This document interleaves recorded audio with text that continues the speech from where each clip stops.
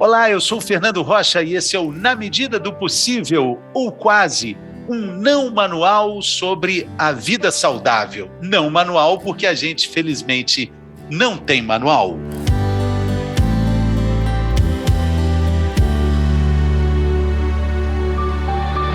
É muito fácil concordar. Veja se você não concorda comigo. A vida, a todo tempo, é feita de escolhas. Isso faz sentido para você? Pode ser que faça. Então faz sentido também que essas escolhas, a gente entende, elas definem o rumo da nossa máxima prioridade, que é a vida. Estar vivo é importante para todo mundo. Mas então, por que é tão difícil ter uma vida mais plena, uma vida mais saudável? Por que será então que uma epidemia de doenças crônicas não transmissíveis atinge já há muito tempo, muito antes da epidemia do coronavírus, atinge o nosso planeta? São 60 milhões de mortes a cada ano por causa de problemas cardíacos, circulatórios, oncológicos, doenças como Alzheimer, depressão e a própria obesidade também estão nessa lista imensa. Então parece óbvio entender que prevenir essas doenças pode ser muito mais barato do que tratar todas essas doenças, mas é aí que entra o X da questão. Mudar o estilo de vida é também uma batalha pessoal contra a nossa imunidade à mudança. É a partir desse ponto que parte a medicina do estilo de vida. Nesse episódio, a gente conversa com uma entusiasta do assunto, doutora Isley Tanigawa Guimarães. Ela é presidente do Colégio Brasileiro da Medicina do Estilo de Vida. Com muita alegria que a gente te recebe aqui, doutora Isley. Olá, Fernando. Olá, todo mundo. É um prazer enorme estar aqui para falar com você, que é um expert de como todas essas mudanças têm que acontecer na medida do possível, certo? Na medida do possível, porque a gente não tem manual, né, doutora? Não tem manual. Quando a gente fala de medicina do estilo de vida, Fernanda, a gente traz um monte de regras, de recomendações, o que os guidelines falam, mas no fundo, eu sempre gosto de terminar as falas com o seguinte, nesse caso eu vou abrir, dizendo sobre o seguinte: medicina do estilo de vida, Fernando, não pode ser um checklist que tem que ficar maltratando a gente, estressando a gente com comer tantas porções, ou dormir tantas horas, ou dei tantos passos. A gente tem que ver como é que a gente integra essas mudanças no nosso dia a dia. E para isso, tem alguns desafios que têm que ser vencidos, né? Exatamente. Eu gosto muito de conversar com o Dr. Pedro Chestatsky, um médico também entusiasta da medicina preventiva. Quando a gente fala que 80% das doenças cardíacas poderiam ser evitadas, quando a gente fala da questão do câncer também, que poderia ser evitado, uma proporção imensa, a gente esbarra também na própria formação do médico, né, doutora? Sim, Fernando. Infelizmente, não é uma falha só na educação do médico brasileiro, mas é no mundo inteiro. Durante a formação, a gente aprende muito pouco sobre como manter um indivíduo saudável. Ou como, mesmo que ele tenha alguma doença, como é que ele pode fazer escolhas mais saudáveis no dia a dia que vão ser muito importantes no tratamento ou até na reversão de doenças. Porque é difícil, a informação parece clara, mas é difícil até mesmo a gente saber o que é carboidrato, o que é proteína. A gente não entende um rótulo, a gente tem uma confusão muito grande com a saudabilidade dos alimentos. Parte daí também?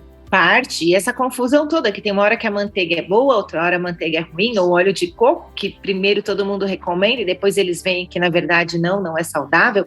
Então foi isso que abriu campo para surgir a medicina do estilo de vida, Fernando, porque a gente viu que tinha um gap muito grande assim, entre a formação do profissional da área da saúde e depois para a gente partir para as evidências científicas que ajudam as pessoas a fazerem as escolhas no dia a dia sobre o que vai fazer bem para elas. E aí aqui a gente não está falando, Fernando, de tratamentos muito caros, milagrosos ou de muito suplemento. Aqui a gente está falando sobre como a gente se alimenta, como a gente se movimenta, o quanto que a gente dorme, sobre como são os nossos relacionamentos, como que a gente gerencia o estresse e o nosso abuso de substâncias. Exatamente. Por coincidência, nos episódios anteriores, eu estava comentando aqui com a doutora, a gente falou sobre a questão das varizes. Qual é a prevenção? Uma vida mais saudável, uma vida com alimentação mais equilibrada. No anterior ao das varizes, a gente falou sobre refluxo. Como é que a gente previne o refluxo? Se alimentando melhor, tendo uma vida, um sono com mais qualidade. Enfim, tudo converge para o mesmo tratamento que, por sua vez, converge para o corpo todo.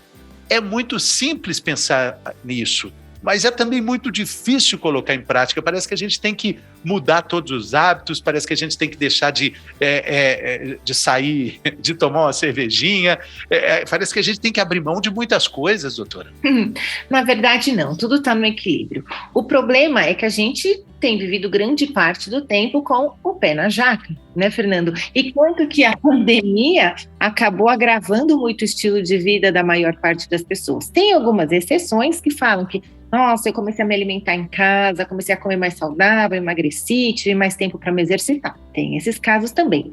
Mas o que a gente vê de dados é que a grande maioria da população, e aqui é no mundo inteiro, teve um estilo de vida muito prejudicado durante a pandemia. E aí, quando a gente para pensar, a gente sempre olha para esse lado de 8 ou 80, né, Fernando? Ou você está totalmente na linha ou totalmente fora. E isso daí acho que é o grande vilão da mudança de comportamento, porque, na verdade, ninguém segue numa linha reta ascendente quando resolve mudar algum hábito, né, acrescentar algum hábito novo no seu dia a dia. A gente tem as escorregadelas, né? A gente fala que vai ter happy hour, vai ter o aniversário, que você vai ficar sem comer o bolo de aniversário, né, do seu filho ou do seu próprio bolo, ou brigadeiro, ou você vai num churrasco e vai ficar se penalizando por isso. Não, a gente não precisa viver uma vida muito desregrada. Agora, a gente também não pode transformar isso em mais um motivo que vai detonar o nosso pilar do estresse. Eu acho que a gente tem que sempre buscar melhorar, a gente está comprometido com a nossa transformação, com a nossa melhoria, mas saber que a gente não precisa estar com um comportamento 100% o tempo todo. A gente conversou também num outro episódio aqui com o Dr. Frederico Porto, que é um psiquiatra, falando sobre saúde mental, e ele citou uma analogia muito interessante, falando sobre a pandemia e o cuidado com a saúde mental. Aí ele fez a seguinte historinha, ele contou a seguinte historinha: é como se a gente estivesse fugindo de um leão numa selva, e o leão está vindo pegar a gente está correndo, e nesse caminho de corrida, de fuga, a gente machuca o pé. E cortou o pé pode estar com um corte grande, pequeno, pode ter outros machucados, mas você não vai parar para olhar o pé. Você está correndo de um leão. Quando você parar, o sangue esfriar, você vai entender como é que foi esse corte, o que aconteceu. Quando é que a gente para? A vida nossa é essa corrida do leão. Quando é que a gente tem que parar? Em que momento a gente tem que parar para olhar que esse pé machucado pode causar transtornos muito grandes que vão, inclusive, impedir a continuidade da nossa fuga? Olha, Fernando, eu acho que, idealmente, a gente tinha que se avaliar todo dia, né? Porque muitas vezes a gente está sofrendo, a gente está sentindo dores, a gente não está conseguindo dormir, a gente está sentindo muito desconforto, mas não para se observar. A gente vai no piloto automático e não sente que está com o pé machucado enquanto a gente corre do leão. Então, é muito importante que a gente pare para se observar, para ver o que está jogando a favor e o que está jogando contra no modo como a gente está vivendo hoje em dia, para a gente ter hoje com mais vitalidade, com mais presença, né, com a nossa totalidade, tanto para a parte profissional quanto para sobrar energia para a gente curtir os momentos de lazer também.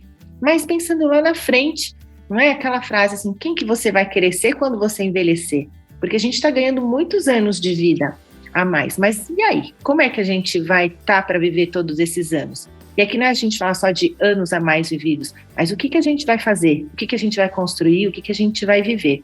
Então, é muito importante fazer essa análise. E, de preferência, antes que seja pela dor, necessariamente. Porque, infelizmente, é o que acaba acontecendo. Quando a gente leva um susto, algum exame que vem muito alterado, ou um dia que a gente passa mal e acaba descobrindo, né, que tem uma pressão alta, ou que tem um pré-diabetes, alguma coisa assim. Então, o quanto antes, melhor a gente fazer. A gente estava falando no início sobre a vida ser feita de escolhas, né? A medicina de estilo de vida propõe escolhas mais saudáveis, né? Como é que a gente poderia substituir uma frase clássica de autopermissão, que é aquela eu mereço? Eu mereço. O que você sugere para colocar no lugar dessa frase? Eu acho que seria assim, eu mereço o quê?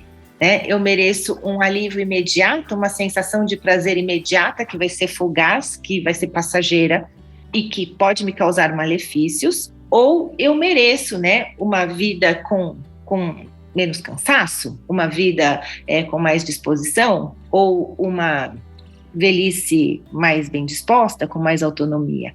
São coisas que eu acho que a gente tem que parar para pensar. Porque realmente, né, Fernando, os dias têm sido muito difíceis, tem sido tudo muito puxado, e tem hora que a gente se joga nos braços da indulgência mesmo. Principalmente porque dá esse conforto imediato, dá aquela sensação de alívio que a gente busca muitas vezes, né? Dá uma parada, tá fugindo do leão, dá aquela respirada. O leão descuidou, peraí, ai meu Deus, eu mereço agora. Agora que o leão está distraído, né? Mas, doutora, eu queria falar dos pilares da medicina do estilo de vida. Antes de gravar, a gente estava falando sobre uma mandala que tem na sua clínica, que tem exatamente esses 6 princípios. E eu acho que falando sobre eles, a gente pode também ter uma visão melhor dos sinais de alerta para que a gente entenda que algo não vai bem. Porque só de você falar o que não é, já é um sinal importante, né? Isso, Fernando. A gente fala que são os sinais vitais da medicina do estilo de vida, né? Que a gente tem frequência cardíaca, frequência respiratória, as coisas todas medidas na medicina tradicional. Mas na medicina do estilo de vida tem alguns pontos que são importantes da gente avaliar. Eu vou dar aqui um sobrevoo em cima deles enquanto eu falo dos pilares, pode ser? Claro, por favor. Em relação ao pilar da alimentação, a primeira pergunta que a gente faz é se você ingere pelo menos 5 porções de frutas, verduras ou legumes ao longo do dia. Essa é a quantidade mínima recomendada pela Organização Mundial da Saúde e que tem um efeito protetor para várias doenças muito importante. A segunda pergunta é quanto que você ingere de alimentos industrializados, processados, ultraprocessados, que tem muitos aditivos químicos. E a terceira pergunta é o quanto de consciência você tem quando você come. Se você é capaz de sentir o seu sinal de fome verdadeira, se é fome emocional, quais são os seus gatilhos na hora de se alimentar, que é a hora da indulgência, não é? E se você consegue reconhecer também quando você está satisfeito. Isso não é tão simples. Às vezes a gente acha, não, eu sei, a gente não espera para repetir, né, um prato, né? A gente não espera, e a gente mal terminou de engolir uma garfada, a gente já está entrando com a outra, né? Então a gente pede muitas vezes para a pessoa, solta o talher entre uma garfada e outra, para você engolir, sentir bem o sabor do alimento, as texturas, para você partir para a próxima. Isso ajuda muito a você identificar quando você está satisfeito. E um dos segredos da longevidade do povo de Okinawa, que é o povo que é mais longevo no mundo, eles chamam, sabe como, Fê? De Hara Hachibu. É como até se sentir 80% satisfeito. Sempre esperando um pouquinho mais. Sempre esperando um pouquinho mais. Assim, você não precisa estar totalmente satisfeito. 80%. Eles falam que isso é muito importante para a manutenção de uma boa saúde. E para você chegar nesse 80%, você tem que também sentir, né, qual que seria o seu 100%. E percebendo tudo isso. Então, para quem respondeu não, na maioria dessas perguntas ligadas à alimentação, esse não já indica sinais de alerta com relação ao estilo de vida do ponto de vista da alimentação, né, doutora? Sim, e que não seja um motivo para você ficar se punindo, mas que você olhe para novas possibilidades em relação a esse pilar para a sua vida. Um convite. E aí a gente parte para mais um pilar. O pilar do movimento. É muito bonito isso. Hoje em dia a recomendação é que todo movimento importa. Então, assim, eu andar daqui até a padaria importa? Importa. Eu subir um lance de escada importa? Importa. Eu fazer a limpeza da minha casa é atividade física? Sim, é atividade física. E o recomendado é que a gente se mantenha em movimento durante pelo menos 30 minutos por dia, idealmente 1 hora. Tá? E também não adianta nada a gente ir lá e fazer 1 hora do nosso treino e passar o resto do dia sentado na frente do computador ou da televisão, que também faz mal. Então é muito importante que a gente interrompa a cada hora sentado, que a gente se movimente um pouquinho também, mesmo que seja dentro de casa. Agora, como é que a medicina do estilo de vida vê a adesão cada vez maior desses recursos tecnológicos para o automonitoramento? Eu estou mostrando aqui meu reloginho, hoje já foram, deixa eu ver, quase 5.000 passos, mas eu vou voltar para casa a pé, aí fecho os 10.000. Eu tenho essa meta como alvo diário. Eu sinto que isso é um estímulo para que eu cuide desse movimento diário, não exatamente na academia, porque eu também não aguento academia.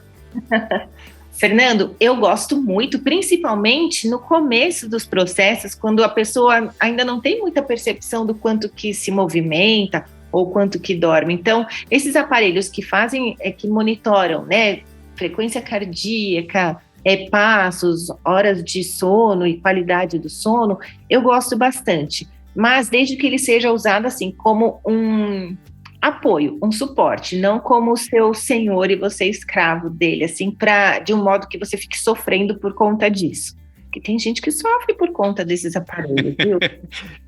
Mas é interessante você ter a percepção de que em casa, fazendo essas tarefas diárias, existe um número de passos até elevado, e você colocar isso na sua rotina de movimento da vida de todo dia, até mesmo sem um relógio, é o que você disse, todo movimento importa, né? Sim, eu tive um paciente que ele trabalhava no aeroporto e aí ele falou um dia para mim assim, olha, eu trabalho muito, eu não tenho tempo para fazer atividade física, eu chego exausto em casa. Quando a gente foi ver, o trabalho dele era andar a pista do aeroporto o dia inteiro. Aí eu falei, nossa, tudo que o senhor não é sedentário. O senhor se movimenta bastante. Então, até para a gente perceber que às vezes a gente acha que faz a menos e não, a gente pode se surpreender. Outro dia eu tive a curiosidade de perguntar para um garçom que usava esse mesmo reloginho. Eu falei, curiosidade, você tem aí o mesmo relógio que o meu, quantos passos você dá num dia movimentado aqui, lá no clube que eu frequento? Ele falou assim, em torno de 25.000. Uau. 25.000 passos. Tá bem, né? Ele tá movimentando, né? Não é sedentário, né? Não é sedentário. Isso é fantástico. Ou mesmo simplesmente ficar em pé, sabe? Hoje em dia que a gente assiste muito trabalho remoto, tem coisa que a gente pode assistir ou fazer apoiando o nosso computador num lugar mais elevado e a gente assistir em pé, né? Dependendo do tipo de reunião, do tipo de atividade. Só ficar em pé já faz muita diferença. E o terceiro agora, o terceiro pilar? E um pilar que foi muito maltratado durante a pandemia, o pilar do sono, Fernando. O pilar do sono, a gente recomenda que as pessoas procurem dormir entre 7 e 9 horas por noite, né? E por que a gente coloca esse limite de 9 também? Porque quem dorme mais do que 9 também se sai prejudicado nessa história. Mas a grande maioria das pessoas dorme menos do que 7 horas. A hora do sono não é só a hora em que o nosso corpo descansa, é um momento mágico que o nosso corpo é programado para vivenciar o momento do sono.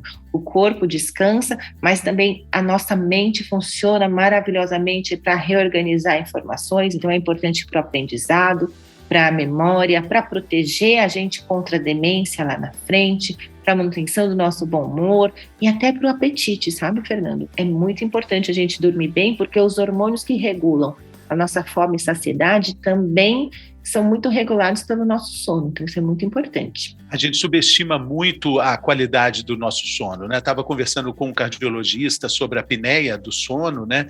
Apneia obstrutiva, e dizendo como isso é deletério para as artérias, para o caminho do sangue até o coração, né? E a gente acha que, claro, nem todo mundo que ronca tem apneia, mas todo mundo que tem apneia ronca.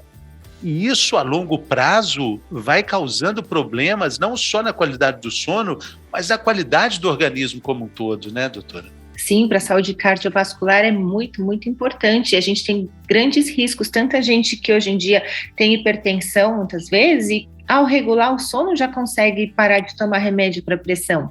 Então a gente antigamente acreditava, né, que muitas condições eram irreversíveis, né, como hipertensão, como diabetes, mas a gente vê muitos casos de reversão com mudanças de estilo de vida, Fernando. Interessante. E aí a gente caminha para mais um pilar. O próximo pilar é o do estresse. Então, a gente sempre fala que o estresse é muito importante para a nossa vida, porque ele é a nossa capacidade, né, da gente se adaptar às diferentes circunstâncias, mas a grande questão é que a gente tem vivido numa quantidade muito maior do que o nosso copinho aguenta.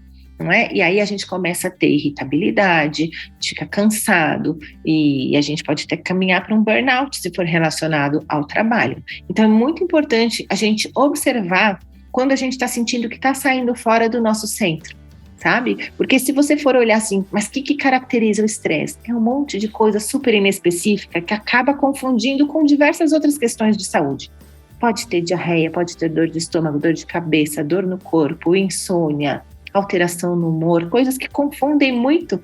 E então tem que ser uma avaliação de um especialista em saúde mental para ver se você tem algum problema, mas sempre é importante a gente avaliar se a gente está fora do nosso centro ou fora do que é a nossa área mais produtiva, e produtiva que não só de trabalho, mas para a gente curtir a nossa vida na parte pessoal também. Entender esses sinais, né? Entender essas respostas que o corpo dá, né? Nessa lista aí incluiria também algum tipo de herpes, né? Quando a boca estoura, até baixa imunidade. O corpo avisa, né, doutora? Às vezes a gente não enxerga esses sinais, né? O corpo dá muitos sinais, e aí aqui tem a ver com aquilo que você falou. A gente está lá fugindo do leão e não se dá conta das coisas que estão acontecendo no nosso corpo e na nossa mente, né? Então é muito importante a gente fazer pausas para a gente se recarregar, tanto por mais tempo, como final de semana, como feriados, mas também essas pequenas pausas que a gente faz ao longo do dia. Às vezes a gente quer fazer tanta coisa em um dia só, que a gente fica sobrecarregado e a nossa corda fica bem esticadinha. E depois, para a gente se recuperar, leva um tempo, ou às vezes vem com algumas consequências para o nosso corpo. E aqui eu vou fazer um alerta, é para a nossa saúde física e mental, isso daí.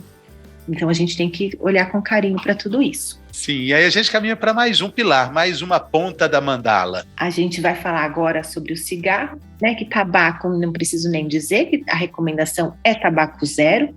Se você tiver dificuldade para parar, tem uma série de recursos que os profissionais da área da saúde podem utilizar para te ajudar nesse processo, se você sentir que esse é o seu momento. Lembra também que os fumantes passivos, né, as pessoas que convivem com você, que geralmente são as pessoas que você ama, também se prejudicam com isso. E junto também, então, nesse pilar dos tóxicos, eu vou incluir aqui o álcool, que aí é um pouco mais difícil quando a gente vai falar sobre as recomendações, porque causam muita revolta às vezes. Porque, veja só, Fernando, e aqui não é Slay falando, não é medicina do estilo de vida, não é nada religioso, é a medicina, é a evidência científica, ponto. Você sabia que não tem uma dose mínima segura que a gente pode recomendar? E falar assim, olha, Fernando, até tanto você pode tomar que não tem problema? Eu não sabia, eu achava que a tacinha de vinho diária, como os mediterrâneos tomam, na dieta mediterrânea, estaria liberada. Então, o que eles dizem, né? Que, na verdade, a substância que tem na uva, que tem esse efeito protetor para o coração, e que também está presente na uva ou no suco de uva. Agora, o que todas as outras especialidades médicas afirmam é que você não deve nunca recomendar que um paciente utilize álcool, seja qual for o motivo, porque tem uma série de outros efeitos que são muito deletérios para o organismo e para a saúde mental também. Então, o que eu vou passar para vocês agora é assim, é quando é um sinal de alerta. Se você estiver consumindo nessa quantidade, para você saber que é um sinal de alerta. Pode ser? Pode ser, por favor, seja boazinha. Aqui não sou eu falando, eu vou trazer só o que está escrito nos artigos e nas evidências. Então vamos lá, para homens, 4 ou mais doses por dia, ou 14 doses em 7 dias, já é um momento de atenção, perigo, tá? E para as mulheres, 3 doses ou mais por dia, ou 7 doses em 7 dias. Então, o que a gente está falando aqui? A gente está falando de 40 ml de destilado, a gente está falando aqui de 140 ml de licor, a gente está falando de 160 ml de vinho, a gente está falando aqui de uma latinha de cerveja. Tudo isso daí que eu falei agora corresponde a uma dose. Então, aí cada um faz a sua continha aí e vê. Então, sabendo que este é um momento de sinal de alerta, você tenta diminuir. E mais uma vez, se tiver dificuldade para fazer essa diminuição, procura ajuda, porque tem muito recurso que pode ajudar. E quanto antes a gente olha para essas questões, é melhor, fica mais fácil Todas essas questões, elas estão sempre envolvidas com comportamentos sociais, que por isso a gente adquire esse vírus da imunidade, né? Vírus da imunidade da mudança, né? Sabe o que é a imunidade à mudança, Fernando? Quando a gente olha para o nosso pensamento, né? Para como a nossa mente funciona quando a gente vai mudar algum hábito, o que o nosso corpo joga contra? O nosso cérebro, ele gosta de ficar como ele está, ele não gosta de mudança, não. O nosso cérebro interpreta mudanças como sinais de perigo, sinais de alerta. Então, a gente tem que contornar toda essa imunidade. Por exemplo, Fê, quando a gente fala para um paciente, né, que quer parar de fumar, mas a gente fala assim, ok, você quer parar de fumar, você sabe 1000 motivos pelos quais você se beneficia de parar de fumar. Mas a gente tem que olhar também para o que você ganha fumando. E a gente tem que olhar bastante para isso, porque isso é que vai dar nossa imunidade à mudança. Então, o que a gente ouve? Porque é gostoso, porque é o momento do eu mereço, porque o cigarro é meu companheiro. A gente ouve várias coisas que são muito reflexivas. E a gente entende por que é difícil parar. Não é só porque é um vício, porque o cigarro vicia, mas é porque a gente tem também na nossa parte mental um monte de coisa que a gente fala assim, cara, mas isso é tão bom, sabe? Ou a gente tem benefícios das coisas que a gente quer parar também. E se a gente não olhar para isso e entender como é que a gente contorna essas questões de imunidade à mudança, fica muito mais difícil. Exatamente. Bom, vamos lá para mais um. O pilar dos relacionamentos saudáveis, ele era muito questionado antes da pandemia. As pessoas não entendiam muito por que essa questão da qualidade dos meus relacionamentos interfere tanto na minha saúde. Mas depois da pandemia, com toda essa questão de distanciamento social, as pessoas viram quanto que faz falta estar com outras pessoas. Ou muitas vezes essa questão do toque e dessa troca que acontece, né? Tem um estudo lindo de Harvard, que tem mais de 75 anos, que fez um estudo, assim, indivíduos e suas gerações todas ao longo de vários anos, e o que eles fizeram? Um recorte para entender o que as pessoas que tinham o maior grau de satisfação com a vida tinham em comum. E a única coisa que essas pessoas tinham em comum era que eles eram felizes com os seus relacionamentos. Isso é muito bonito. Não era dinheiro, não era carreira, era isso. Eu gosto das pessoas com quem eu convivo. E esse mesmo estudo mostra que homens solteiros vivem menos do que homens casados, mas homens mal casados vivem menos do que homens solteiros. Então fica um alerta aqui para a gente olhar também para a qualidade das nossas relações e ver que relações que a gente tem que nutrir mais, que relações que a gente tem que transformar e que relações são simplesmente tóxicas e não tem jeito e que também a gente não tem obrigação de carregar. A pandemia, pelo menos, ela deu algumas desculpas interessantes para a gente fugir desses relacionamentos que a gente, avaliando, a gente pode entender que eles não fazem tão bem, né? Eu conversei uma vez com a Natália Arcuri, que eu gosto muito da vida dela, né? Ajuda tanta gente com a educação financeira, e ela fala que a gente tem que separar amigo âncora de amigo foguete. Amigo âncora te leva lá para baixo, você está conversando, pode ser até um grande amigo de muito tempo, mas olha, ele só te detona para baixo. Não por querer, é a energia mesmo.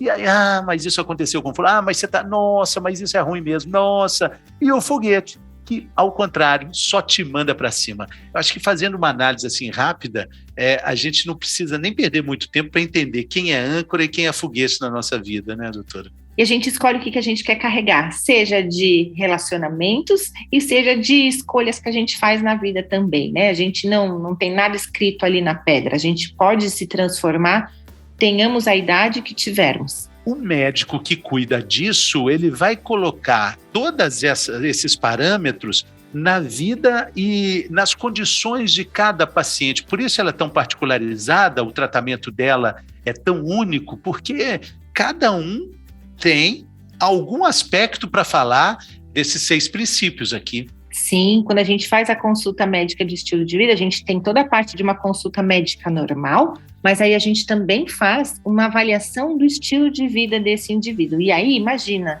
é uma conversa deliciosa, né? Que você conhece bastante vários detalhes da vida da pessoa, para a gente entender junto com ela por onde que a gente começa esses processos de transformação, por onde que ela se sente mais pronta ou mais capaz para começar a fazer essa mudança. E isso é um processo super individualizado, né? Cada um tem o seu modus operandi, tem o seu histórico de vida, e é com base nisso que a gente faz as nossas escolhas seguintes, né? Então isso é muito bonito e é muito interessante. Porém, a gente consegue fazer também umas intervenções de estilo de vida populacionais, sabe? Seja em escola, seja em empresa, porque aí tem também essa parte toda de educação em saúde, de passar informação de qualidade, mas sempre vendo também, assim, abrindo para as pessoas escolherem por onde desejam começar. Mas essa parte também é muito interessante. Agora, para quem está nos ouvindo nesse momento, está querendo um primeiro passo para uma mudança, se encaixa em todos esses quesitos aqui, de uma forma talvez até desconectada, mas entende que a alimentação não está bem, a atividade física deixa a desejar, a relação com o cigarro e álcool também tem lá os seus poréns, o sono não anda tão bom e os relacionamentos também precisam de um carinho melhor. Por onde eu começo? Quais escolhas eu faço para começar essa jornada que é da vida toda? Ela não tem um fim, né? Ela tem uma continuidade, né? Fernando, eu sempre peço para a pessoa escolher ou o que é mais importante para ela, ou o que ela se sente mais preparada para começar. Porque o que a gente observa também é muito interessante. A pessoa começa a modificar um aspecto da vida, e isso acaba se refletindo também, como um joguinho de dominó que você empurra uma peça e vai afetando as outras. Isso também acontece com os nossos hábitos, que a gente chama de hábitos angulares. Hábitos que você faz uma pequena mudança e acaba refletindo nos outros pilares. Por exemplo, você deve ter histórias muito curiosas sobre você mesmo, sobre esses processos. Por exemplo, pessoas que começam a fazer atividade física e aí começam a ver que passam a dormir melhor, ou que naturalmente começam a fazer melhores escolhas alimentares, ou que ficam menos ansiosas. E tudo começou com uma simples caminhada, às vezes. Sim, sim. Aí se conecta com pessoas que também fazem isso, consequentemente vai mudar a sua rede de amigos, de relacionamentos, vai deixar de sair à noite porque tem que acordar cedo para fazer atividade física, com isso cuidou do sono, com isso abandona também o cigarro, talvez aquela cervejinha que ficou marcada já não vai dar para cumprir porque tem outras prioridades. E aí a gente muda aquela frase, né, do eu mereço o quê, né? Uhum. E aí não é que você vai abrir mão da sua cervejinha para sempre, mas você vai, toma lá a sua cervejinha sem exageros, e aí acaba voltando mais cedo para dormir para fazer outras coisas importantes. Isso é o mais bonito de observar. É muito legal. E aí você vai vendo que você está desembrulhando e abrindo menos e descascando mais também, né? Que é outra premissa interessante da alimentação saudável, né? Ah, sim. Quando a gente fala, né, dessa questão da alimentação, a gente fala muito assim, para dar prioridade para esses alimentos vegetais na sua forma integral. Então, por isso o descasque mais, né, do que ficar consumindo os alimentos industrializados. Muito bem. Bom, o Dr. Isley contribuiu aqui conosco nesse episódio com informações importantíssimas sobre a medicina MEV, medicina do estilo de vida. Queria te agradecer muito, Dr. Isley, sempre uma alegria conversar com você. Sinto falta aí das nossas conversas, desse aprendizado.